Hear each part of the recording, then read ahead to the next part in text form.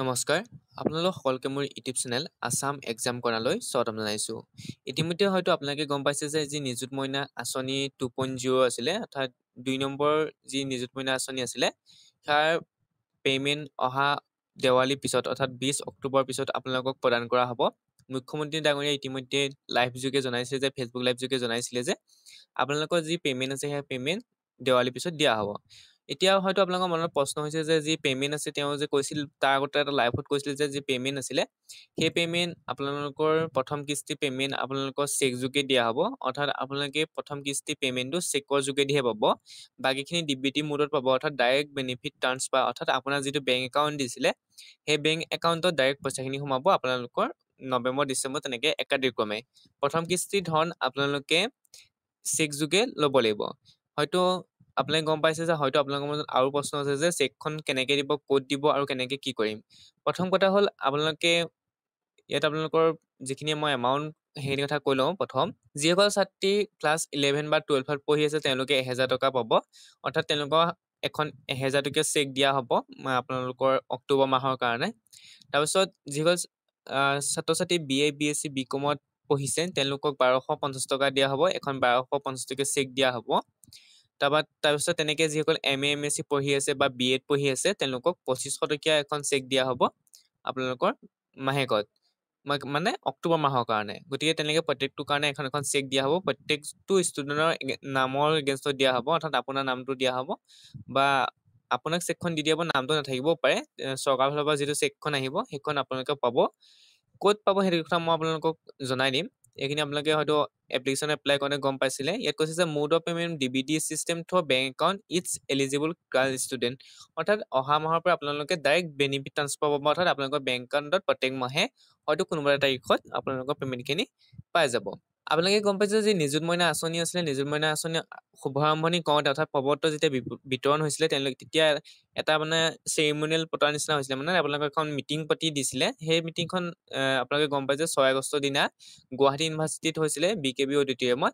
তেনেকৈ পে'মেণ্টৰ কাৰণেও এখন মিটিং হ'ব। অৰ্থাৎ এপ্লিকেশ্যন দিয়া যেনেকৈ এপ্লিকেশ্যন দিছিলে তেনেকৈও আপোনালোকৰ এখন মিটিং হ'ব, অৰ্থাৎ ডিষ্ট্ৰিবিউশ্যন কৰিবৰ কাৰণে এখন মিটিং হ'ব। তাত সেই মিটিংখনত আপোনালোকক কি কৰা হ'ব, পে'মেণ্ট দিয়া হ'ব। তেনেকৈ যেনেকৈ আপোনালোকৰ এপ্লিকেশ্যন ফৰ্মবোৰ দিয়া হৈছিলে। তাত হয়তো খুব বচা হয়তো ইউনিভাৰ্চিটিয়ে হওক বা গুৱাহাটী ইউনিভাৰ্চিটিয়ে হওক বা বাকী ইউনিভাৰ্চিটিয়ে কোনোবাই ছাত্ৰী আহিব, সেই ছাত্ৰী তাত উপস্থিত থাকিব লাগিব। আপোনালোকে গোটেই অল অসমৰ ষ্টুডেণ্ট নগ'লেও হ'ব। আৰু তেওঁলোকে হয়তো নিমন্ত্ৰণী পত্ৰখনত হয়তো তেওঁলোকে সেইটো তেনেকৈ কৰিব, তেওঁলোকে কেনেকৈ কি কৰে। কিন্তু তাত আপোনালোকৰ সেইদিনা এখন মিটিং হ'ব। মিটিংখনত আপোনালোকৰ ছাত্ৰী থাকিব, অৰ্থাৎ যিসকল আপোনালোকৰ এলিজিবল ছাত্ৰী হয়, অৰ্থাৎ যিসকল ছোৱালী আছে পাইছে তেওঁলোকৰ নাম থাকিব, তেওঁলোক থাকিব। তাত হিমন্ত বিশ্ব শৰ্মা ডাঙৰীয়া থাকিব। তাত তেওঁলোকে কি কৰিব, চেক প্ৰদান কৰিব। তাত যেনেকৈ আপোনালোকৰ বাকী যেনেকৈ ধৰি লওক এতিয়া আপোনালোকৰ যেনেকৈ আত্মসহায়ক গোটবিলাকক পইচা দিয়ে বা যেনেকৈ আপোনালোকৰ এতিয়া মুখ্যমন্ত্ৰী উদ্যমিতা আঁচনি পে'মেণ্ট দিছে, তেনেকৈ আপোনালোকৰ বাছনি কৰি কিছুমান ছাত্ৰী ছোৱালীক কি দিয়া হ'ব, চেক প্ৰদান কৰা হ'ব। বাকী যিবিলাক ষ্টুডেণ্ট আছে অৰ্থাৎ যিবিলাক ছাত্ৰ ছাত্ৰী ছোৱালী আছে তেওঁলোকক কি কৰা হ'ব যে আপোনালোকৰ কলেজবিলাকলৈ যি চেক আছে সেই চেকবিলাক পঠিয়াই দিয়া হ'ব। অৰ্থাৎ আপুনি কোনোবা এখন কলেজত পঢ়ে, কলেজতেতো আপোনালোকে ফৰ্মখন ফিল আপ কৰিছিলে, সেই কলেজত আপোনালোকৰ চেকবিলাক আহিব।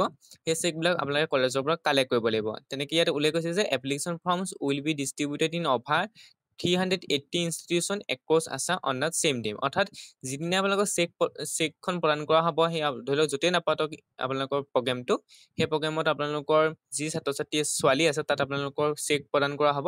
তেনেকৈ সেইদিনাই আপোনালোকে যিবিলাক কলেজ সেইদিনা নহ'লে বা পিছদিনা বা তাৰ পিছদিনা 2 দিন বা 3 দিনৰ ভিতৰত আপোনালোকৰ কলেজবিলাকত চেক আহি যাব। চেক অহাৰ দিনা আপোনালোকে কলেজবিলাকৰ পৰা চেকখন ল'ব পাৰিব। চেকখন লোৱাৰ পিছত আপোনাক কি কৰিব লাগিব, ধৰি লওক আপুনি যিটো বেংক একাউণ্ট দিছিলে সেই বেংক একাউণ্ট থকা যিটো বেংক একাউণ্ট দিছিলে আপোনালোকে DBT একাউণ্টৰ কাৰণে, অৰ্থাৎ নিযুত মইনা আঁচনিৰ কাৰণে যিটো বেংক আপোনালোকে প্ৰপত্ৰত পূৰণ কৰিছিলে, সেই বেংকটো থকা শাখালৈ গৈ সেই ব্ৰাঞ্চলৈ গৈ চেকখন আপুনি জমা দিবগৈ লাগিব। জমা দি পেলাই আপোনাৰ তাত হয়তো এখন ফৰ্ম পূৰাব লাগিব। হয়তো আপোনালোকে জানেই যে যেতিয়া আপোনালোকে কোনোবা চেকৰ পৰা পইচা লোৱা হয় তেতিয়া আপোনাৰ হয়তো ডাইৰেক্ট একাউণ্টত কিছুমানে দি দিয়ে ডাইৰেক্ট দি দিয়ে কিন্তু আপোনালোকে কি কৰিব আপোনাৰ এখন ফৰ্ম পাব লাগিব অৰ্থাৎ ডিপজিট ফৰ্ম পূৰাই দিব লাগিব আপোনাৰ একাউণ্ট নম্বৰ দিব লাগিব হয়তো তেনেকৈ কিবা কিবি দি পেলাই চেকখনৰ লগত গাঁঠি আপোনালোকে ফৰ্মখন চেকখন সেই বেংকত জমা দিব লাগিব মানে এইটো কথা মনত ৰাখিব যে যিটো বেংকত আপোনাৰ একাউণ্টটো আছে নিযুত মইনা আঁচনিৰ কাৰণে যিটো বেংক আপোনালোকে দিছিলে সেই বেংকটো শাখাত গৈ আপোনালোকে চেকবিলাক জমা দিব লাগিব নিজৰ যিসকল ছাত্ৰ ছাত্ৰীয়ে নিজৰ বেংক দিছিলে সেই বেংকত গৈ আপোনালোকে জমা দিব লাগিব গতিকে আপোনালোকে তেনেকৈ গৈ পেলাই জমা দিব লাগিব গতিকে আপোনালোকে গম পালে যে প্ৰথম কথা হ'ল আপোনালোকৰ চেক ডিষ্ট্ৰিবিউশ্যন হ'ব ডিষ্ট্ৰিবিউশ্যনৰ কাৰণে এটা চেণ্ট্ৰেল প্ৰগ্ৰেম হ'ব তাৰপিছত আহিলে আপোনালোকৰ কলেজবিলাকলৈ আপোনালোকৰ চেকবিলাক আহিব চেকবিলাক অহাৰ পিছত আপোনালোকে চেকবিলাক ল'ব লাগিব লোৱাৰ পিছত আপোনালোকে সেই চেকবিলাক নি বেংকত জমা দিব লাগিব বেংকত জমা দিয়াৰ পিছত 2-3 দিনৰ ভিতৰত আপোনাৰ একাউণ্টত সেই পে'মেণ্টখিনি সোমাই যাব গতিকে আপোনালোকে গম পালে এইখিনি তথ্য মই আপোনালোকক জনাই দিলোঁ গতিকে পে'মেণ্ট হয়তো আপোনালোকৰ অহা সপ্তাহত অৰ্থাৎ দেৱালীৰ পিছতে অহা নেক্সট সপ্তাহত 30 অক্টোবৰৰ ভিতৰত আপোনালোকৰ এনেকৈ চেণ্ট্ৰেল এটা প্ৰগ্ৰেম হ'ব চেণ্ট্ৰেল প্ৰগ্ৰেমতে আপোনালোকৰ চেকখিনি বিতৰণ কৰা হ'ব তেতিয়া অহা সপ্তাহতে আপোনালোকে পে'মেণ্টখিনি পাই যাব এইখিনি আছিল তথ্যখিনি যদি ভিডিঅ'টো চাই উপকৃত হ'ল লাইক কমেণ্ট শ্বেয়াৰ কৰিব লগতে চেনেলটো ছাবস্ক্ৰাইব কৰি দিব থেংক ইউ